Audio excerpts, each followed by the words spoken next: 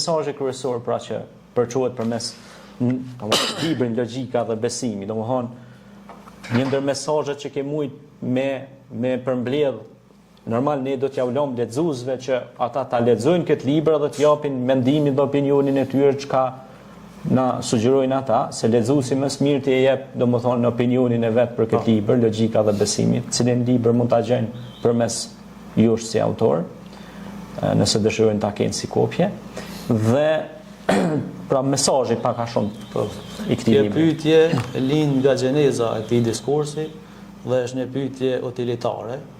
Ku mendoj se pyetjet e tilla nuk meritojnë përgjigje aforistike, ndonjë përgjigje të reduktuar me po ose jo ose kjo ose ajo.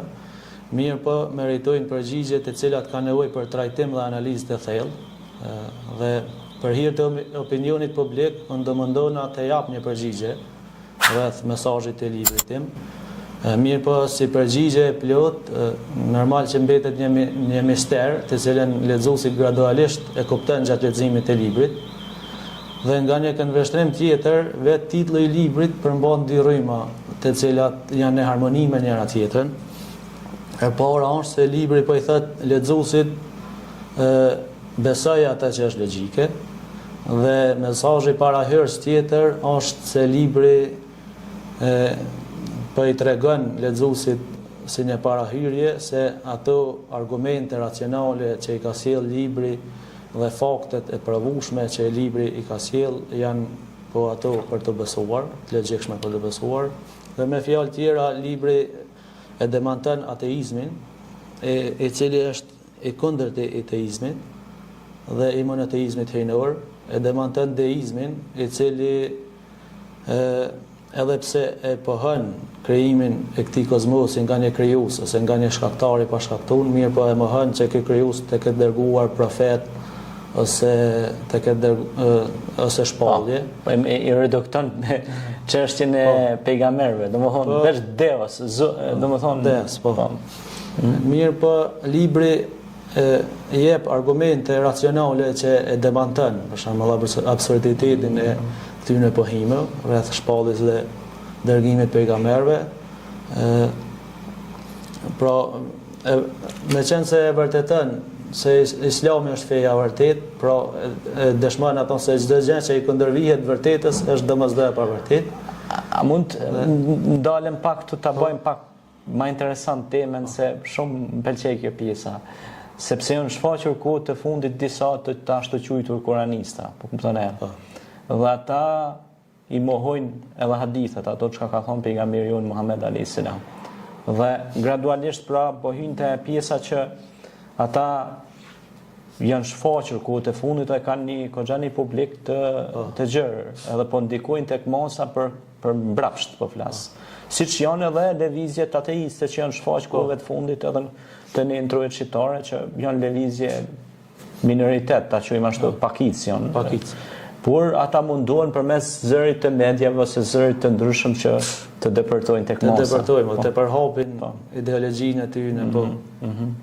Koranistat ç'është më thao e kundërshtojnë edhe vetë Koranin, se Allah i ka thonë merrni ato që është që ja jep i dërgumi edhe largojnë prej asaj që i largon i dërgumi.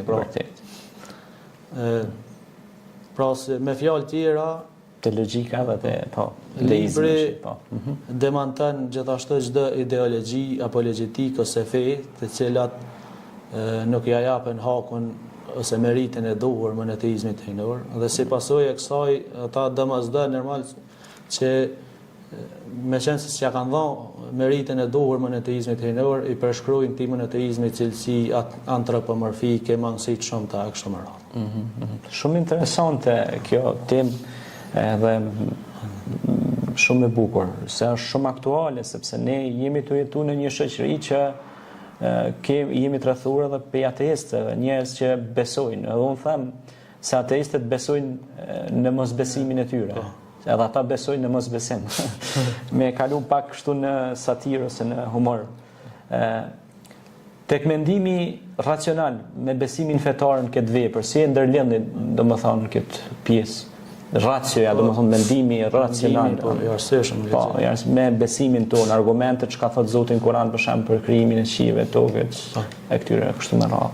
Po, në libër i kemi përmbledhur si një unitet, mendimin racional dhe besimin fetar, për shkak se mendimi racional, kur flasim për besimin fetar, këtë rast po flasim për Islamin. Po, fiks. Mendimi racional në aspektin e besimit na dërgon te Islami.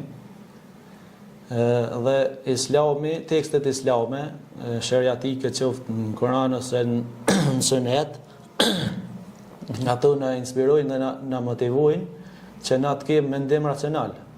Pra funksionojnë në një rreth vicioz dhe bashkëjetojnë në harmoni në një rreth vicioz të pandalshëm dhe asnjëherë nuk e kundërshtojnë njëra tjetrën.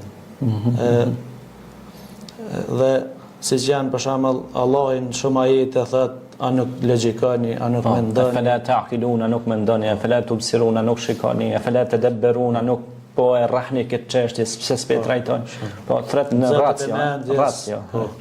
Edhe si është edhe një shprehje arabe që ti e din atë. Po. Se thot Allahu ulul albabi, a din? Po. Që të zotët e mendjes. Zotët e mendjes, po. Ku hasin në tekstet shariatike, ato na motivojnë, na inspirojnë për me pas mendim racional edhe me përdor logjikën. Përdor mendjen, ta përdorim logjikën dhe mendjen. Shumë interesante.